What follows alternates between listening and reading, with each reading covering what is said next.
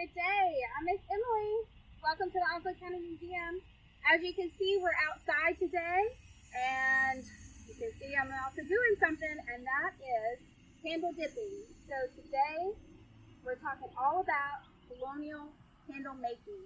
And candle dipping is something that your colonists would have been doing, would have been a weekly chore to make candles, because during the colonial period, our colonists don't have electricity, so they've got to use candles to see at night. So as you can see, I'm making a candle. I'm dipping a candle. You can already see I've got some good layers happening here, and my mixture in my pot is made from paraffin wax. So that's something that we have. That's a modern day convenience. Paraffin wax is what your crayons are made out of today. So this is obviously not something that our colonists are going to have. Instead of paraffin wax, the majority of the colonists are going to use rendered fat, what we would call tallow. And the most special fat, or the fat that your colonists would prefer to use, is beef fat. So your colonists could use pork fat, which we would call lard. It's just that when they would make a candle out of pig fat or lard, when they would light that candle, it's going to have a very nasty smell. It's not going to smell very good at all. And when they burn it, it's going to produce a thick black smoke. So beef fat is going to be a little bit better. It's not going to smell terrific, but it's not going to smell as bad as a pig fat candle would, or a lard candle. So tallow is rendered animal fat.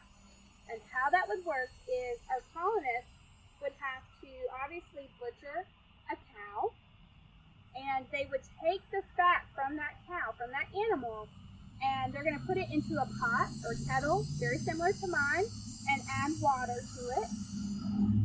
And what they're going to do is they're basically going to let it get hot, let it boil, and it's going to liquefy. And the clean fat is what's going to rise to the top of this pot. And that's what they're going to start to dip their wicks into. So a wick is what we would actually light a candle. So as you can see, I've got some wick here. So this wick is made out of linen. So linen comes from a plant called flax, and they're going to use linen wicks first. Later on, they'll start using cotton, but to begin with, it's all linen, and that is what they would attach to their stick or wooden pole. Now, as you can see, I'm just dipping one string, one wick, into my pot of wax. So colonists, in order to save some time, instead of just having one, they're going to have multiple wicks. They would maybe have 4 or 5 strings, 4 or 5 wicks attached to their post, and they're going to be dipping them all at once into that pot of rendered animal fat, that tallow. And then they're going to switch. They'd have another pole with 4 or 5 wicks, and they're going to dip that, and they're just going to rotate. So while they're waiting, it's going to cool off, and then they can dip it again. So they're just going to switch them out, basically. So you can see behind me, I've got some other candles that I've already kind of pre-dipped for us. And this is based off of how many dips there are. So this was 10. We have 15 dips. We have 20 dips. And then 25 dips. So 25 is about the average. Now, is that to say that you're going to say, well, Miss Emily, it's not really that thick. It's not really that big. And you're right, it's not. So it just depends on the type of mixture that they're using. So how much of beef fat versus water? What's that ratio? And again, we're using paraffin wax. So we're not using that beef tallow. We're using a modern day thing, that paraffin wax. So it's probably not going to be as thick as what maybe tallow could be, okay? So that's probably going to help some of the thickness of our candles here. Now, said tallow, right? Rendered animal fat. The best kind to use for the colonists is going to be from cows, from our beef. Piggies taste, but not so great. Really and truly, your colonists who were very, very poor, pig fat or lard candles would have been their only choice, their only option. Now, while we did say beef candles are preferred, they still don't smell that nice because you have to think about it. We're burning candles that are made from beef fat. And it's not going to smell that great, but it's what they had available. And as long as they could get some beef fat, they could make their candles. They didn't have to pay somebody to do that. They could do that themselves. The best candles and the most favorite candles that the colonists would have loved to have had were beeswax candles. And you can see these that are this yellow, golden tone colored candles. These are beeswax candles. Now, the thing about beeswax candles is that they are expensive. Very expensive in compared to, again, your free beef tallow candles. But beeswax candles, because they're made from that wax from the beehives, when you light them, they give off that sweet smell. And they don't burn that thick dark smoke that we talked about when we burn these beef candles or the lard candles from our pig fat candles. When you burn those candles, they're going to give off a smoke. Whereas the beeswax candles are not going to do that. And they have this nice sweet smell, a sweet aroma. It's just that they were very expensive. So if a colonial family had beeswax candles, they're not going to burn them every day because they were so expensive. They are only going to burn your beeswax candles on really special occasions. So that could be for holidays or birthday, some sort of celebration. That's whenever they're going to bring out a beeswax candle, if they even have one.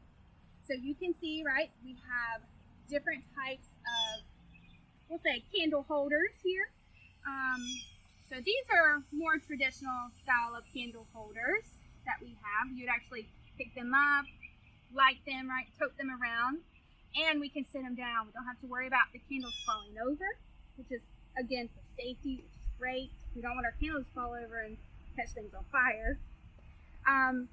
This guy would be perfect for traveling. So if you gotta go somewhere, he comes right out.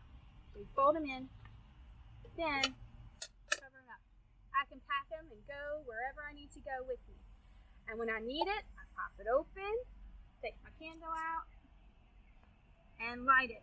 And then here, the light's going to reflect on this tin, so it's going to actually give me more light. And then we have a little oil lamp here.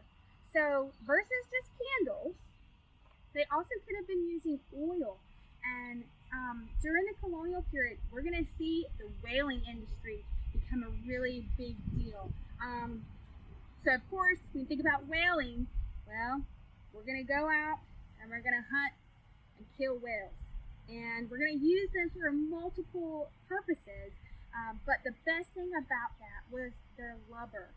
So the whale's blubber, or their fat, was ideal for burning. They liked to burn whale oil or whale fat because when we lit it, when we burned it, it was clean. When you think about that, it didn't have a lot of smoke. It didn't really give off a nasty smell. And it would last a very long time versus your candles. So your candles, they have a certain lifespan. So whenever they run out to the bottom, you got to get a new candle. Either you're buying it, if it's a beeswax candle, or you have to make another one. And this is another thing. When they got down to the nubs, so when they got really, really low, they would save them. So they're going to throw these little nub pieces of candles into a basket or a bowl or something. And then come springtime, summertime is when they're going to start making their candles. And they try to prepare and get a lot of candles to get ready for the winter months, for that winter season. You can also see here this contraption, we'll say. This is a candle mold. So we're dipping candles. Anybody can do that.